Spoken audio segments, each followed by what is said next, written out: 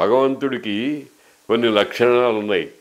ఆ లక్షణాల్లో వీర్యం అనేటువంటిది, వీర్యం అంటే మహాశక్తి, దేహ సంబంధమైనటువంటి శక్తి.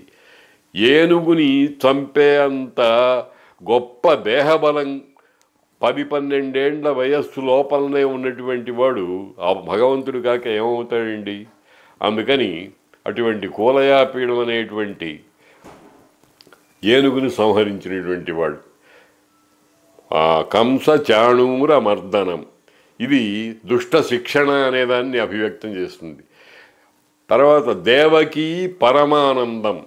దేవకి అంటే ఇక్కడ దేవకి అనేది ప్రతీక. అంటే మంచి గుణంతో లోకానికి మేలు చేసేటువంటి వాళ్ళందరూ ఉంటారే, వాళ్ళందరినీ ఈ దేవకి అనేటువంటి మాట చేత మనం గ్రహించాలి. వాళ్ళందరికీ పరమానందం కలిగించేవాడు. అదే సాధు పరిత్రాణనం. అటువంటి వాడు ఈ రెండు కార్యాల వల్ల, దుష్ట శిక్షణ శిష్ట రక్షణ అనే దానివల్ల ధర్మము అనేదాన్ని స్థాపించిన వాడు అవుతాడు. ధర్మము స్థాపించడం అని అంటే ధర్మమును భూలోకం అంతా కూడా ఒడిదుడుకులు లేకుండా, ఇబ్బందులు లేకుండా, యుద్ధములు మొదలైనవి లేకుండా, భూకంపాలు మొదలైనవి లేకుండా, మేఘ విస్ఫోటాలు లాంటివి లేకుండా చక్కగా సుఖంగా 84 లక్షల జీవరాశులు కూడా హాయిగా ఉండటం అనేటువంటిది ధర్మం వల్లనే కలుగుతుంది.